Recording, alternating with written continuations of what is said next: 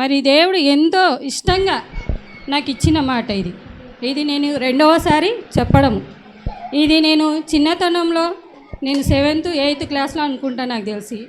ఆ వయసులోనే ఈ వాక్యము నేను చెప్పిన. మరలా అదే వాక్యము ఇప్పుడు అవకాశం వచ్చింది. అయితే ఈ గొప్ప వాక్యం చెప్పడానిక దేవుడు నాకు ఎందుకు ఏర్పరచుకున్నాడో నాకైతే తెలియదు. కానీ దేవుడు చాలా గొప్పవాడు. ఏ బిడ్డకి ఏది ఇవ్వాలో దేవుడే ఆలోచన చేసి మనకిచ్చినాడు. ఆదివారం నాడు అన్న నాకు ఒక మాట అన్నాడు, అక్క మీరు సిద్ధపాటు కావాలి అన్నారు. తక్షణమే సరే అన్న నేను సిద్ధపాటు అయితే అవుతాను అన్నాను. అయితే ఈ వాక్యంలోకి వెళ్ళేటప్పుడు ఒక చిన్న ప్రార్థన చేసుకుందాం. స్తుతి స్తోత్రం యేసురాజా పరిశుద్ధ మహోన్నత దేవ, అత్యున్న సింహాసన బలమైన దేవ, నీకు వేలాది వందనాలు తండ్రి. ప్రభువా, నీ 3వ మాట నేను చెప్పవచ్చున్నాగా తండ్రి, నాలో మీరు ఉండి మీరే మాట్లాడమని తండ్రి. దీంట్లో ఏది కూడా నేను తప్పైనా పొల్లైనా సున్నైనా పోకుండా తండ్రి స్పష్టంగా తండ్రి నీ ప్రేమ అభిమానాలు తండ్రి ఇతరులకు పంచేలాగా ఇతరులకు తండ్రి నన్ను చెప్పు భాగ్యాన్ని నాకు దయచేసినందుకు మీకు వేలాది వందనాలు. యేసయ్య, నాతో ఉండి ఈ మాట మాట్లాడుచున్నందుకు మీకు హృదయపూర్వక వందనాలు అడుగుచు యేసునామంలో అడివేడుకుంటున్నాం తండ్రి, ఆమేన్. 3వ మాట వచ్చి మనకి యోహాను సువార్త 19వ అధ్యాయము 26, 27. యేసు తన తల్లియు చెప్పండి. యేసు తన తల్లియు తాను ప్రేమించిన శిష్యుడును దగ్గర నిలుచుండుట చూచి మాట్లాడుచు, అమ్మా ఇదిగో నీ కుమారుడు అని తన తల్లితో చెప్పెను.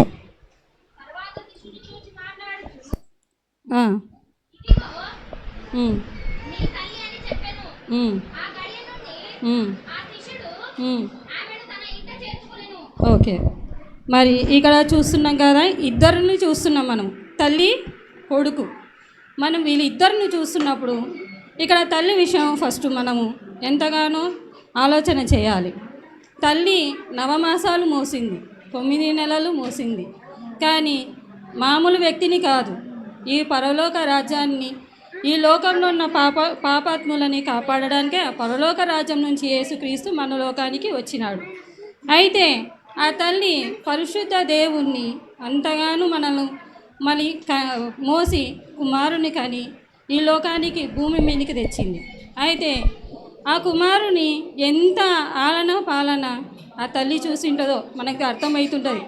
ఇక్కడ ప్రతి ఒక్కరము మనం తల్లులం ఉన్నాము, కుమారులు ఉన్నారు, వారందరికీ వర్తిస్తుంది. కాబట్టి చిన్నతనం నుంచి పుట్టిన వెంటనే మనం అనుకుంటాము, కుమారుని కన్న వెంటనే ఎంత సంతోషపడింటాము, ఎంత ఆనందపడింటాము. పరలోక రాజ దేవుణ్ణి మన గర్భంలో మోస్తున్నానని ఆ తల్లి ఎంత సంతోషపడింటుంది.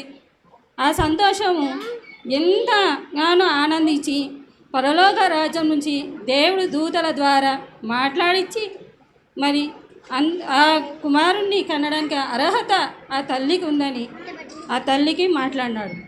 అయితే ఆ దేవుడు మాట కాదనలేదు. దేవుని మాట ప్రకారమే తల్లి కుమారుని మోసింది, కనింది.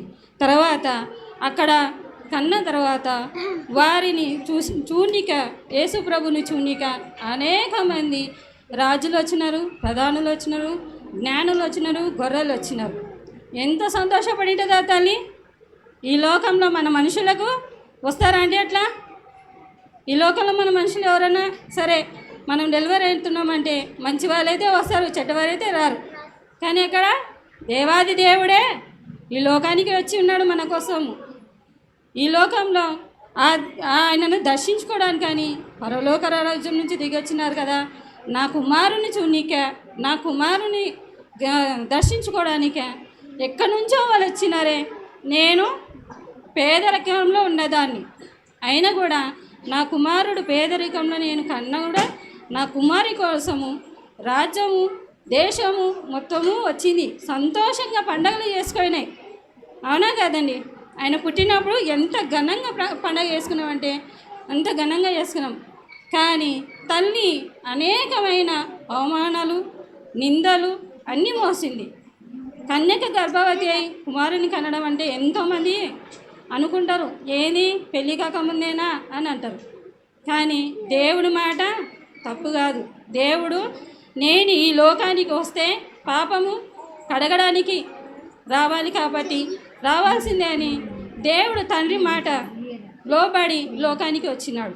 అయితే తండ్రి వచ్చినాక ఈ లోకంలో ఎంతో సంతోషపడింది. ఆమె పెద్దగా అయ్యేంత వరకు ఆయన ఆలన పాలన మొత్తం సమస్తము ఆయన ప్రతి మాటను మన చిన్న పిల్లలు మన పుట్టిన పిల్లలు మనం ఏదైనా అప్పుడెప్పుడు వచ్చే మాటలు వింటుంటే అమ్మ ఎంత ఆనందంగా చూస్తుంటాం మనం తెలుసా. ఇంకా ఏమన్నా మాట్లాడుతుంటాడా, ఇంకా ఏమన్నా పిల్లలు చేసే మంచి పనులు కానీ పిల్లలు చేసే ఏదైనా సరే మనం ఆశిస్తుంటాము.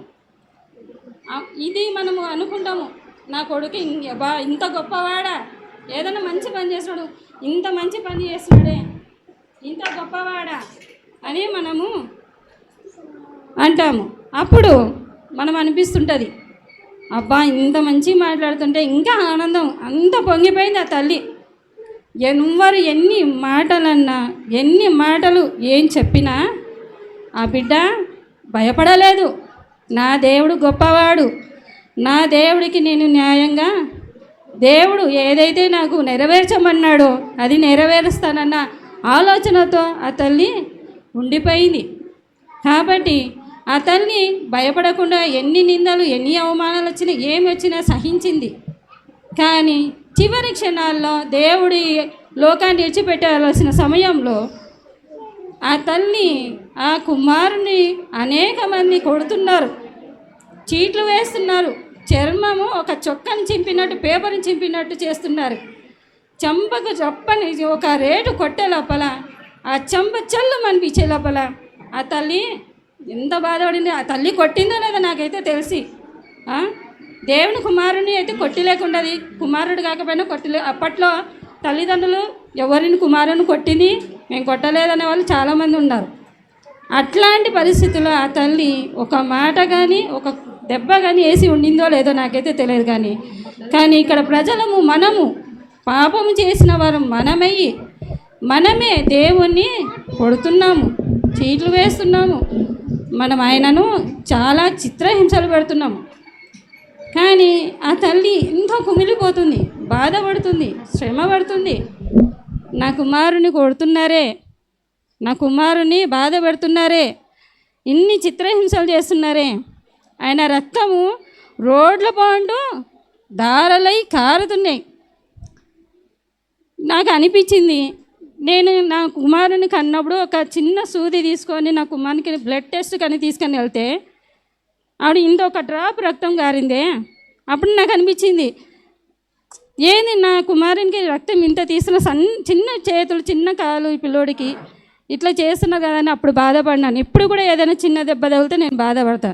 మరి అంత పెద్దవాడిగా ఈ పెంచి అన్నీ చూసిన తల్లి చిత్రహింసలు పడకపోయినా బయటి వాళ్ళము మనం లాంటి వారు మన పాపాత్ములు లాంటి వాళ్ళం మనము దేవుని ఎన్నో చిత్రహింసలు పెట్టినాం. అయినా కూడా నా కుమారుని మీరు ఎందుకు కొడుతున్నారని ఒక మాట కూడా ఆ తల్లి అనలేదు. ఎందుకని మనకు దేవుడు పాపం నుంచి విముక్తి చేయనికి వచ్చినాడు కాబట్టి ఆ తల్లికి ముందే తెలుసు కాబట్టి ఆ తల్లి అందుకు ఒక మాట అనలేదు. ఏడ్చుకుంటూ ఉంది, కుమారుని కొట్టేది చూస్తుంది, అన్నీ చూస్తుంది. మనమైతే భరిస్తామా? మనం భరించగలుగుతామా? ఒక్క ఏడు మన పిల్లల మీద వేసి చూడమని చెప్పండి, మనం ఏమంటాము? నువ్వు ఎట్లా కొడితే నా కుమారుని ఏ తప్పు చేసినావు నువ్వు అంటామా? అట్లా విపరీతం కోపం వస్తుంది. ఒక్కడ కొడదామన్నంత కోపం వస్తుంది మనకి. తప్పుండే చూపి, తప్పు లేనప్పుడు ఎందుకు కొడుతున్నావు? మరి యేసు ప్రభు తప్పు చేసినా మనకి ఒక మాట అనలేదు, మనని ఒక మాట కొట్టలేదు, తిట్టలేదు. అట్లాంటి వాడిని ఈ లోకాన్ని కాపాడడానికి ఈ లోకానికి వచ్చింటే ఆ కుమారుని నువ్వు కొడుతున్నా అని ఒక్క పల్లెత్తి మాట అంటే కొట్టండి అని లేదు. ఆమె మౌనంగా చూస్తుంది, ఏడుస్తుంది, బాధపడుతుంది, దుఃఖపోతుంది. అయితే చివరి క్షణాల్లో సిలువ ఎక్కినప్పుడు దేవుడు 2 మాటల తర్వాత 3వ మాట, అమ్మా ఇదిగో నీ కుమారుడు, ఇదిగో నీ తల్లి అన్నప్పుడు, ఇప్పుడు మనం 2 కుమారులను తీసుకుందాం. ఒకటి నా కుమారుని, నేను నా చెల్లెల కుమారుని తీసుకుంటాను. నా కుమారులు ఇద్దరిని నేనుండే నాయనా నువ్వు నా కుమారుడు కాదు, నా నా కొడుకు చిన్నమామి కొడుకు, నా చెల్లెల్ని చిన్నమామి అంటాడు. చిన్నమామి కొడుకు నా కొడుకు, నువ్వు చిన్నమామి కొడుకు మా అంటే నా కొడుకు అంటాడు, మమ్మీ వాడు నీ కొడుకే నేను నీ కొడుకే, నేను అట్లా అనొద్దు మమ్మీ అని అంటాడు నా కొడుకు. ఎందుకు నాయన మీ మమ్మీ ఆడ ఉంది కదండి, ఒప్పుకుంటాడా?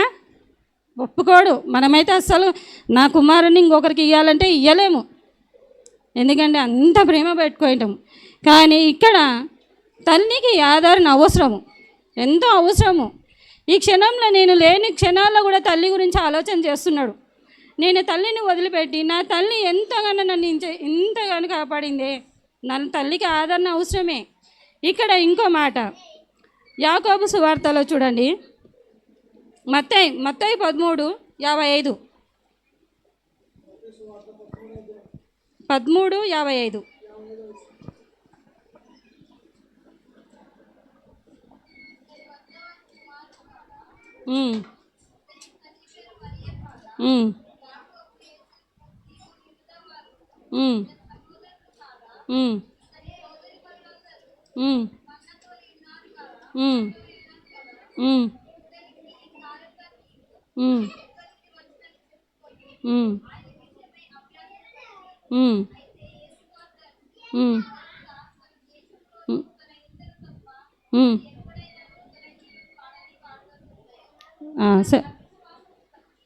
సరే అమ్మా. ఇక్కడ 55వ అధ్యాయంలో చెప్తున్నారు కదా, ఆయనకి ఆ తల్లికి కుమారులు ఉన్నారు, కుమార్తెలు ఉన్నారు, 4 కుమారులు. ఆ 4 కుమారులు ఒకరు వచ్చి యోబు, ఇంకొకరు వచ్చి ఏసేపు, ఇంకొకరు వచ్చి సీమోను, ఇంకొకరు వచ్చి యూదా. 4 కుమారులు ఉన్నారు కదా. కుమారులు ఉన్నా కానీ ఇంకో కుమారునికి ఎందుకు అప్పచెప్పాలా తండ్రి? ఇప్పుడు కుమారులు 4 ఉన్నప్పుడు ఇంటివారే కదా, యేసుప్రభుకు తమ్ముళ్ళే కదా వాళ్ళు. మరి ఎందుకు వాళ్ళు ఉన్నారు కదా, చూసుకుంటారు కదా, వాళ్ళు ఉన్నాక ఇంకొకరికి ఎందుకు అప్పచెప్పాలా? ఇంకొక కుమారుని అంటే వేరొక కుమారునికి ఎందుకు అప్పచెప్పాలా? ఇంట్లో లేరా 4 కుమారుల్లో ఒక్కరైనా చూసుకోరా? కానీ ఎవరు చూసుకోరు, ఆ తల్లిని ఎవరు చూసుకోరు. తల్లిని వాళ్ళే ఉన్నారు, బాధ్యత తీసుకునే వారు ఎవరు కనిపించలేదు దేవునికి. ఆ గృహంలో దేవుడు ఉన్నాడు కాబట్టి ఆ కుమారులు 4 ఎవరు కూడా ఆ బాధ్యత పట్టుకొనలేరు, ఆ తల్లి ఓదార్చలేరు. ఆ బిడ్డను ఒక కుమారుడు పోయినాడు కదా, అమ్మా నేనున్నా అని ఆదరణ ఉండదు. కాబట్టి దేవుడు ఏం చేస్తున్నాడు, నా తల్లికి కొడుకు అవసరము, నేను ఈ లోకం విడిచిపెట్టిపోతున్నానే, ఈ లోకంలో నా దేవుడు నాకు ఇచ్చిన టైము మనకు గడియలు అయిపోవచ్చున్నాయి, నేను రాజ్యంకి వెళ్ళాల్సిందే, పరలోక రాజ్యంకి చేరేవాల్సిందే. నేను ఈ లోకంలో నేను మరణించకపోతే కాదు కాబట్టి, కానీ నన్ను ఇంతకాలము నా తల్లి నన్ను చూసుకుంది కాబట్టి నా తల్లికి నేను న్యాయం చేయాలి కదా, న్యాయదేవుడు కదా ఆయన. ఈ లోకంలో తల్లికి న్యాయం చేయాల. ఇంట్లో 4 కుమారులు చూడకపోతే అప్పుడు ఎంత బాధ ఉంటుందో ఆ తల్లికి తెలుస్తుంది. మనం పట్టించుకునేవాడు మనకు లేకపోతే నరకము వర్ణనాతీతము. ఒక వయసు వరకు కష్టపడుతుంది తల్లి, ఆ వయసు తీరిపోయిన తర్వాత ఆ తల్లిని పోషించే వాళ్ళు కూడా లేకపోతే ఎంత బాధ ఉంటుంది. ఇప్పుడు అనాథ ఆశ్రమంలో చేరిస్తున్నారు, ఎందుకు? చూసుకోలేక, తల్లిని భరించలేక, అంత ఇబ్బందులు పడుకుంటూ అన్నీ చేసుకుంటూ ఉన్నారే. మరి అటు పరిస్థితిలో నా దేవుడు నేను నా తల్లిని అలాంటి దీనస్థితిలో ఉంచలేనని చెప్పి ఆలోచన చేసి అప్పుడు దేవుడు ఇచ్చినాడు కుమారుని, ఇదిగో నీ తల్లి అని కుమారునికి చెప్పినాడు. అప్పుడు యేసు అన్న మాటకు శిష్యుడు వెంటనే తల్లిని హక్కునే చేర్చుకున్నాడు. హక్కునే చేర్చుకొని తల్లిని ఓదార్చగలిగే శక్తి ఆ శిష్యునికి ఉంది, ఆయనకు ఉంది. కాబట్టి ఎంతో ఓర్పుతో ఆ తల్లిని ఎంతగానో దగ్గర తీసుకున్నాడు. ఆయనను భరించే శక్తి, తల్లిని చూసుకునేది, ఆదరణ ఇయ్యగలుగుతాడు, ప్రేమించగలుగుతాడు, నిందలు రానికుండా చూసుకుంటాడు. నా తల్లిని ఘనంగా నేను ఉన్నప్పటి నుంచి బ్రతికినంతకాలం నా కోసం ఎంతో బాధ, వేదన, శ్రమలు, నిందలు, అపరాధములు అన్నీ భరించింది. ఇంక మీదట అలాంటివి నా తల్లి పడకూడదని ఆశించి మళ్ళీ ఆ శిశునికి ఒక తల్లి ఎంతో అవసరం కాబట్టి తల్లికి శిశునికి ఇచ్చి తల్లికి కుమారునిచ్చి ఇద్దరికి న్యాయం చేసినాడు. ఇద్దరికి న్యాయం చేసి పరలోక రాజ్యంలో ఉన్న తండ్రికి ఆయనకు కూడా ఈ లోకాన్ని విడిచిపెట్టి పోవాల్సిన టైం వచ్చింది, నువ్వు రావాల కుమారుడు అని పిలిచినందుకు తల్లికి తండ్రికి ఇద్దరికి న్యాయం చేసినాడు. ఈ లోకంలో కుమారుని కూడా న్యాయం చేస్తున్నాడు. కాబట్టి దేవుడు ఎంతగానో ప్రేమించినాడు. ఆయన ఏమాత్రము ఇంత కూడా శిష్యుడు ఆలోచన చేయలేదు. నాకెందుకు లేక నా తల్లి, దేవా నువ్వు గొప్పవాడివి, నేనొక్కనే ఉన్నానా శిష్యుణ్ణి, ఇంకా ఉన్నారు మిగతా వాళ్ళకి కూడా ఇవ్వచ్చు కదా, వాళ్ళకి చెప్పొచ్చు కదా బాధ్యత, నాకెందుకు బాధ్యత అన్నాడా? అనలేదు. నా దేవుడు గొప్పవాడు అని చెప్పేసి వెంటనే చెప్పిన వెంటనే అక్కున చేర్చుకొని ఆయన గొప్పవాడు కాబట్టి ఆయన ఎందుకు అంత ప్రీతికరమైన వాడంటే యోహాను సువార్త 13వ అధ్యాయము 23వ వచనం చూడండి.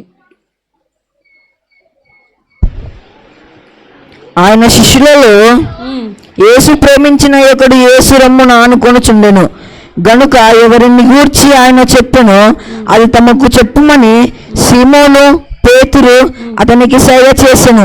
అతడు యేసు రమ్మున ఆనుకొనుచు మాట్లాడుచు, ప్రభువా వాడెవడని ఆయనను అడిగెను. అందుకు యేసు మాట్లాడుచు, నేను ఒక ముక్క ముంచి ఎవరికిచ్చేదను వాడే అని చెప్పి ఒక ముక్క ముంచి సీమోను కుమారులకు ఇస్కరియోతు యూదాకిచ్చెను. వాడు ఆ ముక్క పుచ్చుకొనగానే సాతాను వానిలో ప్రవేశించెను. యేసు మాట్లాడుచు, నీవు చేయుచున్నది త్వరగా చేయమని వానితో చెప్పగా ఆయన ఎందు నిమిత్తము ఆయన అతనితో అలాగూ చెప్పెను. అది భోజనమునకు కూర్చుండి వారిలో ఎవనికి తెలియలేదు.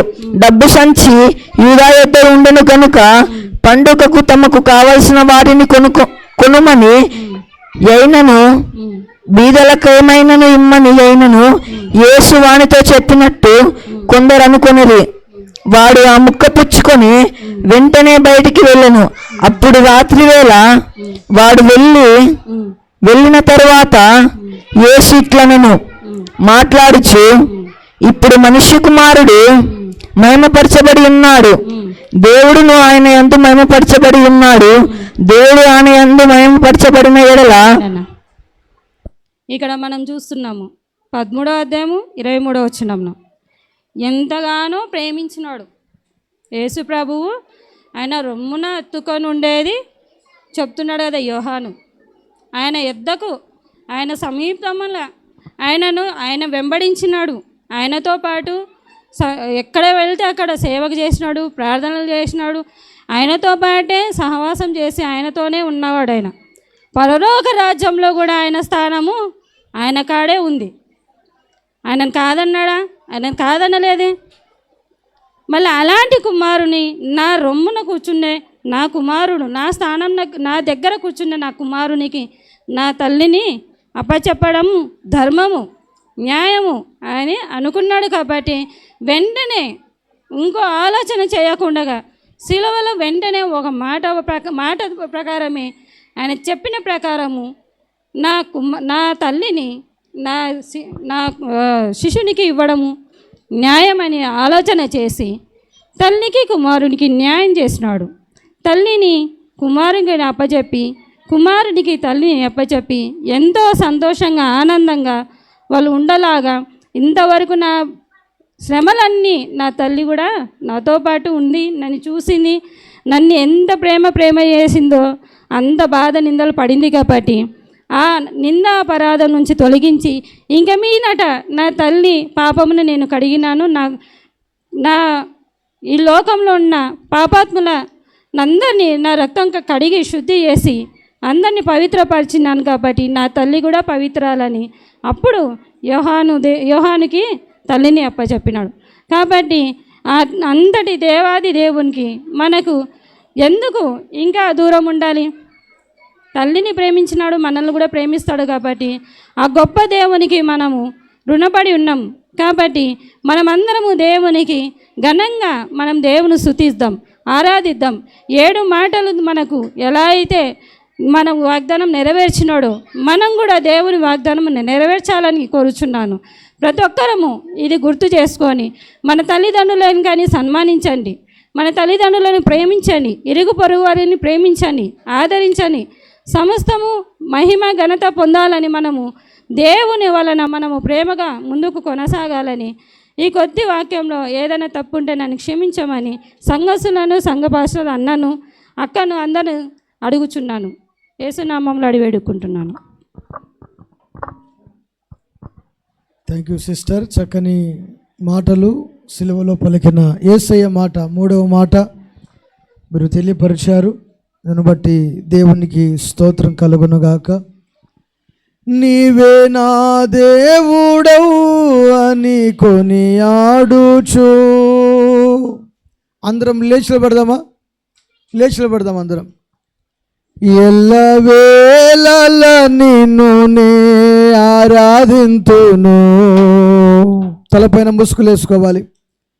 వెలుగెత్తినే పాడనా స్తోత్ర గీతం కృతజ్ఞతార్పణతో నూతన హృదయముతో కృతజ్ఞతార్పణతో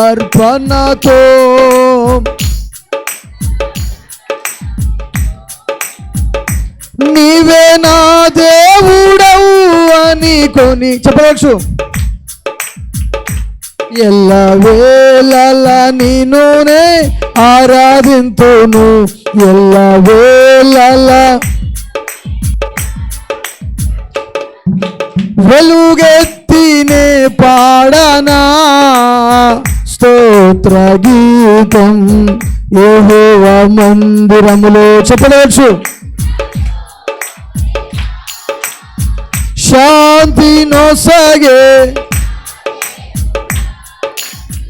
యెహోవా మందిరములో నేనుండగోరెదా. శాంతి నొసగే సర్వాధికారివి నీవే అని నేను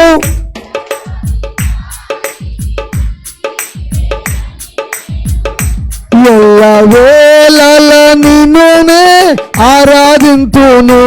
ఎల్లవేళల నిన్నునే ఆరాధింతును. వెలుగెత్తినే పాడనా స్తోత్ర గీతం కృతజ్ఞతార్పణతో నూతన హృదయముతో కృతజ్ఞతార్పణతో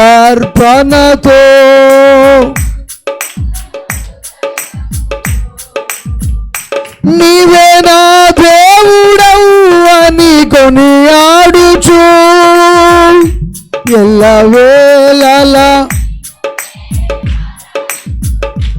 ఎల్లవేళల పడాలి. వెలుగెత్తినే పాడనా నా జీవిత గమ్యమంతటిలో నీలో ఫలించాలని నా ఆశ. నా జీవిత గమ్యమం నీలో ఫలించాలని నా ఆశ. ఎడబాయని నీ కృప కొరకు ఎడబాయని నీ కృప కొరకు ఎల్లవేళల నిన్నునే ఆరాధింతును.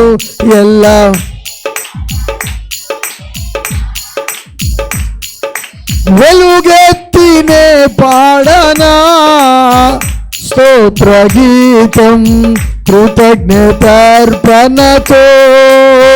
నూతన హృదయముతో కృతజ్ఞతార్పణతో నూతన హృదయముతో. దేవునికి స్తోత్రం. హల్లెలూయా, హల్లెలూయా. అందరము కూర్చుందాం. ఇంతవరకు సిలువలో యేసయ్య పలికిన 3 మాటలు ముగించబడి ఉన్నవి. ఇంకా 4 మాటలు ఉన్నాయి. సమయము ఉరుకుతా ఉంది, మీ ఆశ తీరట్లేదు. కాబట్టి సమయాన్ని దృష్టిలో ఉంచుకొని ప్రకటించే వాళ్ళు చెప్పాల్సిందిగా దేవుని పేరట మీకు మనవి చేస్తున్నాను. దేవుడు మిమ్మల్ని దీవించి ఆశీర్వదించునుగాక. మంచిది. సమయంలో మన సంఘ సభ్యులు, సంఘ బిడ్డలు శోభారానక 4వ మాట మనకు వినిపిస్తారు. శ్రద్ధగా దేవుని మాటలు మనం విందామండి. స్త్రీలు తలపైన ముసుగు వేసుకోవాలి. తలపైన ముసుగు వేసుకునకపోతే దేవుని అవమానపరిచినట్లు అని రాయబడింది. గనుక దృష్టిలో ఉంచుకోవాల్సిందిగా మనవి చేస్తున్నాం.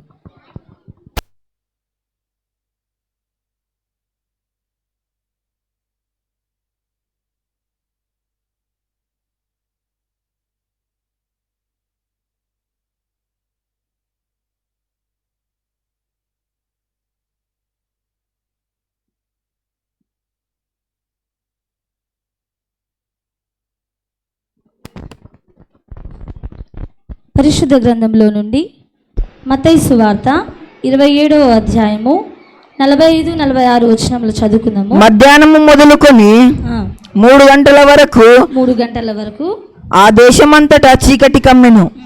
ఇంచుమించు 3 గంటలప్పుడు యేసు మాట్లాడుచు, ఏలి ఏలి లామ సబక్తకా అని బిగ్గరగా కేక వేసెను. ఆ మాటకు నా దేవా నా దేవా నన్నెందుకు చేయి విడిచితివని అర్థము. ఆమేన్. చిన్న ప్రార్థన చేసుకుందాము. పరిశుద్ధుడా, ప్రేమ కలిగిన తండ్రి, కృప కలిగిన నాయన, నీ బంగారు పాదములకు వందనములు స్తోత్రము చెల్లిస్తున్నాము ప్రభువా.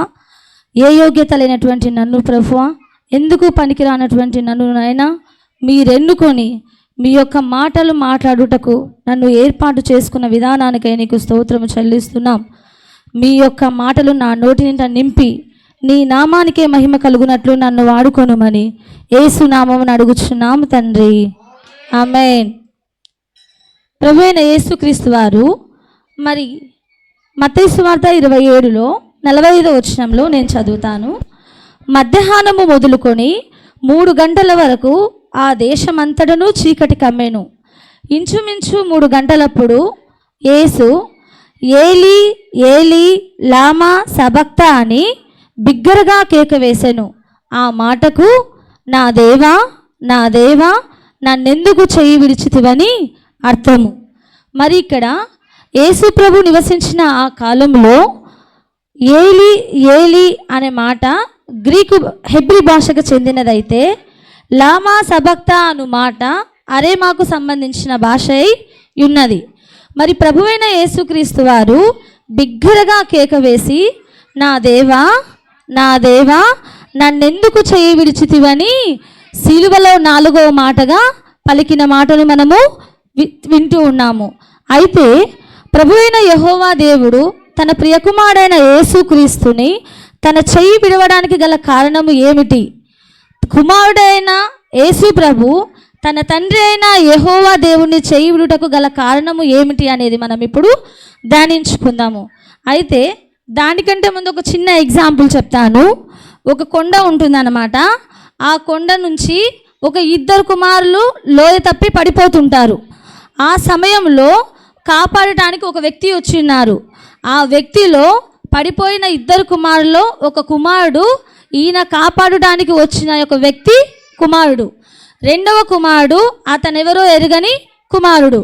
సో ఇప్పుడు ఈ తండ్రి ఎవరిని సేవ్ చేస్తారండి? ఎవరిని కాపాడతారు? ఇద్దరిట్లో 2 వ్యక్తులు ఉంటారు. కొండపై తట్టు నుంచి లోయల పడిపోతున్న సమయంలో కాపాడటానికి వచ్చిన ఒక వ్యక్తి, అందులో ఒక కుమారుడు, ఈయన కుమారుడు, ఇంకొక వ్యక్తి ఈయనకు తెలియని వ్యక్తి. సో ఈ సందర్భంలో అతన్ని కాపాడవలసి వస్తే ఫస్ట్ ఎవరిని కాపాడతారు? తన కుమారుణ్ణి కాపాడతారు. ఎందుకంటే తన కుమారుడు కాబట్టి కాపాడతారు.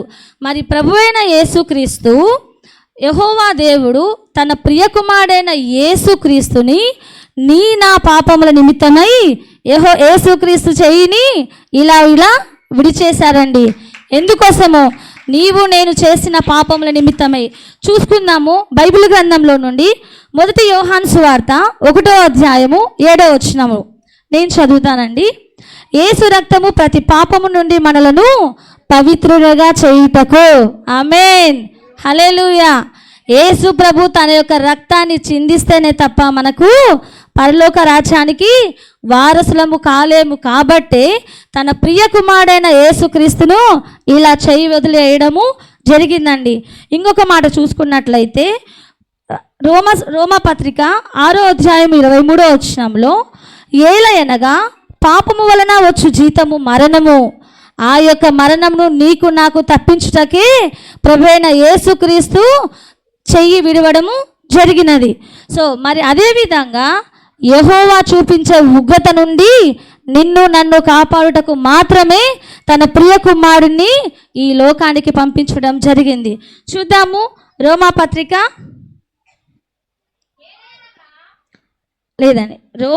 5వ అధ్యాయము 9వ వచనము. కాబట్టి ఆయన రక్తము వలన ఇప్పుడు నీతిమంతులముగా తీర్చబడి మరింత నిశ్చయముగా ఆయన ద్వారా ఉగ్రత నుండి రక్షింపబడుదుము. ఆ యొక్క ఉగ్రత నుండి మనం తప్పించబడుటకు ప్రభువైన యేసుక్రీస్తు వారు ఈ లోకానికి రావడం జరిగి ఉన్నది. తర్వాత యెహోవా దేవునితో మనకు శత్రుత్వం ఏర్పడిందండి, ఎరిగి ఉన్నాం కదా. సో దేవుడు ఆదాము అవ్వను ఏర్పాటు చేసిన దినములలో దేవుడు తినవద్దన్న వృక్షఫలములను తిని దేవునికి వ్యతిరేకంగా ఉన్నప్పుడు మనం ఆయనకు శత్రువులముగానే విలువబడుతున్నాము. ఆ యొక్క శత్రుత్వము నుంచి మనల్ని తప్పించుటకు ప్రభువు యొక్క వారసులముగా మనం పిలువబడుటకు మాత్రమే ప్రభువైన యేసుక్రీస్తు వారు ఈ లోకానికి రావడం జరిగింది. చూద్దాము అదే రోమా 5:10లో ఏలయనగా శత్రువులమై ఉండగా ఆయన కుమారుని మరణము ద్వారా మనము దేవునితో సమాధానపరచబడిన ఎడల సమాధానపరచబడిన వారమై ఆయన జీవించుట చేత మరీ నిశ్చయముగా రక్షింపబడుదము. ఆ యొక్క శత్రుత్వము నీ నుండి నా నుండి తొలగిపోవాలన్నా తన ప్రియకుమారుడైన యేసుక్రీస్తు చెయ్యి విడవక తప్పలేదండి. మనము భరిస్తామా? మన ఇంటి పక్కన వాళ్ళ కోసం మనం ఏమైనా భరించగలుగుతామా అండి? మన పక్కింటి వాళ్ళ కోసం నేను ఏమైనా తన్ను తినగలుగుతానా? వాళ్ళ కోసం నేను ముందుండి ఏదైనా చేయగలుగుతానా? ఏమీ చేయలేము. ఎగ్జాంపుల్, ఇది కూడా నేను పట్టుకొని అక్కడి వరకు కూడా వెళ్ళలేను. కానీ యేసుక్రీస్తు వారు నీ కొరకై నా కొరకై సిలువ గొల్గోతా కొండపైన సిలువను మోస్తూ భరించలేనటువంటి బాధను భరిస్తూ గొల్గోతా కొండపైన ఎక్కి సిలువలో ఆసీనుడై ఉన్నాడండి. ఎందుకోసము? నా పాపముల నిమిత్తమై విమోచన కల్పించడం కోసము మాత్రమే దేవుడు ఈ లోకానికి వచ్చి ఉన్నాడు. సో ఆ యొక్క బాధను మనం భరించలేమండి. ఏ ఒక్కటి కూడా మనము ముందుకెళ్ళడానికి సాహసించలేము. మన బిడ్డలను మనం వదులుకోగలుగుతామా? వదులుకోలేము. కానీ తండ్రి అయిన యెహోవా దేవుడు ఈ లోక పాపము భయంకరమైనది ఎరిగి మనల్ని విడనాడడము ఇష్టము లేక తన ప్రియకుమారుడైన యేసుని ఈ లోకానికి పంపించడము జరిగిందండి. మనము చేయగలగలేమండి, అది ఒక దేవునికి మాత్రమే సాధ్యమవుతుంది.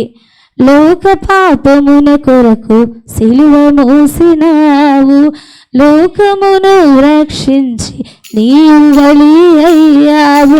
లోక పాపమున కొరకు సిలువ మోసినావు, లోకమును రక్షించి నీవు బలి అయ్యావు. రక్షకుడా, పరమ రక్షకుడా, భూమికే నీవు రానయ్యున్నావని. రక్షకుడా, పరమ రక్షకుడా, భూమికే నీవు రానయ్యున్నావని. ఉన్నాను ప్రభువా, ఉన్నాను ప్రభువా నీ సన్నిధిలో, కరుణించి కాపాడి రక్షించినావని. కరుణించి కాపాడి రక్షించినావని.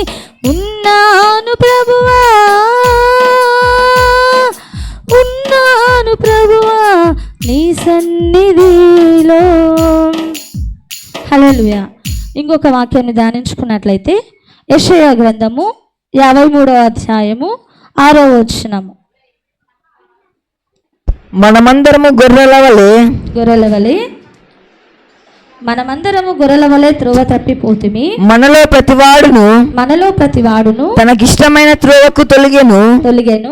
యెహోవా మన అందరి దోషమును అతని మీద మోపెను. యెహోవా దేవుడు మనం నశించిపోవడము ఇష్టము లేక మన దోషములన్నీ ఆయన మీద మోపెను. అతడు దౌర్జన్యము నొందెను, బాధింపబడినను అతడు నోరు తెరవలేదు. వదకు తేబడు గొర్రె పిల్లయు బొచ్చు కత్తరించు వాని ఎదుట గొర్రెయు మౌనముగా నుండునట్లు అతడు నోరు తెరవలేదు. అటువంటి సహనమును నీకు నాకును ఈ మధ్య కాలంలో లేదండి.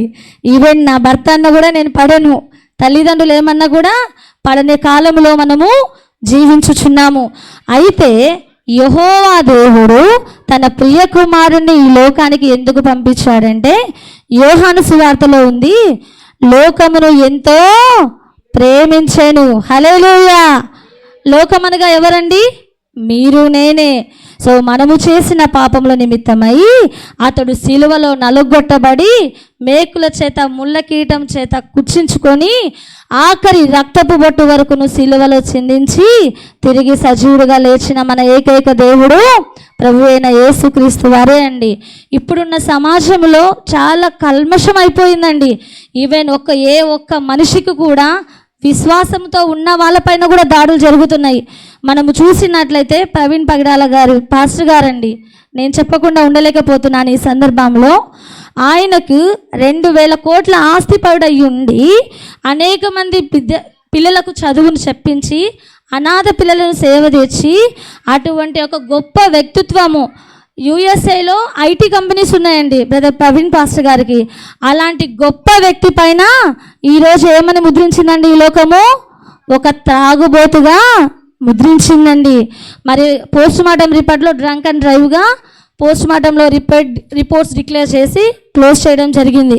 మరి బ్రదర్ పాల్ గారు హైకోర్టులోకి వెళ్ళి మళ్ళీ పిటిషన్ వేయడం జరిగిందండి. సో ఇలాంటి అజ్ఞాన కాలంలో ఉన్న మనము ఇది ప్రశ్నించగా, ఇది ఏంటి అన్యాయం అని ప్రశ్నించగా అజయ్ బాబు పాస్టర్ గారిని అరెస్ట్ చేశారండి. ఆ యొక్క పాస్టర్ గారికి ఉన్న ఆవేదన, మరి అతన్ని 7 రోజుల పాటు చెంచల్గూడ జైల్లో పెట్టి ఉన్నప్పుడు ఒక పాస్టర్ గారిని, అజయ్ బాబు గారినండి, నోటికొచ్చిన భయంకరమైన బూతులు దుర్భాషలాడి అతని తల వెంట్రుకలు ఎక్కడ పడితే అక్కడ కత్తిరించేసి నా దుర్భాషలు అన్నారండి. బ్రిటిష్ వాడితో నువ్వు క్షమించండి, బ్రిటిష్ వాళ్ళతో నీ అమ్మ నిన్ను కనిందా? ఇది ఏంటి అన్యాయం అని అడిగిన ఆ పాపానికి బ్రదర్ని గారిని హింసించని హింస లేదు, మాట్లాడని దుర్భాష లేదండి. మహాసభలో ఆయన కన్నీటి ప్రార్థనతో, ఆ యొక్క కన్నీటి మాటలతో సంబోధిస్తుంటే ఏ ఒక్కరికి కంటతడ లేకుండా ఆగను లేదు. ఇలాంటి సమాజంలో ఉన్న మనము, క్రైస్తవులకు చోటు లేని ఈ సమాజము కుళ్ళి కుషించిపోవడము, నశించడము ఇష్టం లేక ప్రభు అయిన యేసుక్రీస్తు వారు తన ప్రియ కుమారుని ఈ లోకానికి పంపించి యేసు నామములోనే ప్రతి పాపము, యేసు రక్తములోనే ప్రతి పాపమునకు విడుదల కలుగునని తన ప్రియ కుమారుడైన యేసుక్రీస్తును చెయ్యి విడవడము జరిగింది అండి. ఆ యొక్క యేసుక్రీస్తుని చెయ్యిని తీసుకుపోయి యెహోవా చేతికి నిన్ను అప్పగించుట కొరకై తన తండ్రి చెయ్యిని విడనాడము జరిగిందండి. సో లోకము నశించక ముందుకే, ప్రభువు రాకడ సమీపించక ముందుకే రేపు ఏం జరుగుతుందనేది నీకు నాకు ఎరుగదు కనుక సమయం ఉన్నప్పుడే ప్రభువా ఇదిగో నాయన నా పాపములను క్షమించండి, నీ కొరకై హతసాక్షిగా జీవించే యోగ్యతను మీరు నాకు దయచేయమని మనమందరము కలిసి ప్రభువుని వేడుకొనాలండి. రేపేం జరుగుతుందో నీకు నాకు తెలియదు కనుక దీపం ఉన్నప్పుడే ఇల్లు చక్కబెట్టుకోవాలి కనుక దేవుడు ఈరోజు నీతో నాతో మాట్లాడుతున్న మాటలు ఏంటంటే, ప్రభు అయిన యేసుక్రీస్తు వారిని చెయ్యి విడిచిన కారణము నువ్వు నేను పాపానికి అర్హులము కాకుండా తన ప్రియ కుమారుడైన యేసు రక్తంలో కడుగుబడి పరలోక రాజ్యానికి వారసులగుటగుటే దేవుడు నన్ను పిలిచాను గనుక దేవుడి యొక్క మాటల ద్వారా దేవునికే మహిమ కలుగునట్లు చిన్న వాక్యంను దేవుడు దీవించి ఆశీర్వదించును గాక. దేవుడు ఇచ్చిన అవకాశాన్ని దేవునికి, పాస్టర్ గారికి నిండి వందనాలు. దేవునికే మహిమ కలుగును గాక. ఆమేన్. చాలా సంతోషం సిస్టర్. చెప్పలేనుకుంటూ బాగా చెప్పారు. దేవుడు మీరు దీవించును గాక. మొదటిసారి సిస్టర్ మన సంఘంలో మాట్లాడినారు. దేవుడు వారిని దీవించును గాక. ఇప్పటికీ 4 మాటలు ముగించబడి ఉన్నవి. 5వ మాటకు సిద్ధపడదాం. యోహానన్న 5వ మాట మనకు వివరిస్తారు. సమయాన్ని దృష్టిలో పెట్టుకునండి. చాలా త్వరగా ముగించారు మీరు. దేవుడు దీవించును గాక. నేను స్టార్టింగ్ 5 నిమిషాలు చెప్పా. దేవునికి స్తోత్రం. హల్లెలూయా. చేతుల పైకి మంచిగా చెప్దామా? మరోసారి చెప్దామా? హల్లెలూయా. మంచిది. యోహానుకు ఈ సమయాన్ని అప్పగిస్తున్నా.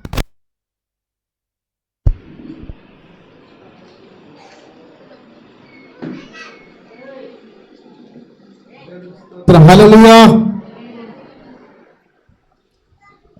సమయాన్ని ఇచ్చిన సంఘ కాపరికి కూడి వచ్చిన మీ అందరికీ నా ప్రత్యేకమైన వందనాలు. ఈరోజు మనము గుడ్ ఫ్రైడే సందర్భంగా 4 మాటలు మాట్లాడడం విని ఉన్నాం. నా వంతుగా సంఘ కాపరి నాకు 5వ మాట ఇచ్చాడు. ఏంటిది 5వ మాట? 5వ మాట చెప్పండి. దప్పిక కొనుచున్నాను. దేవునికి స్తోత్రం. హల్లెలూయా.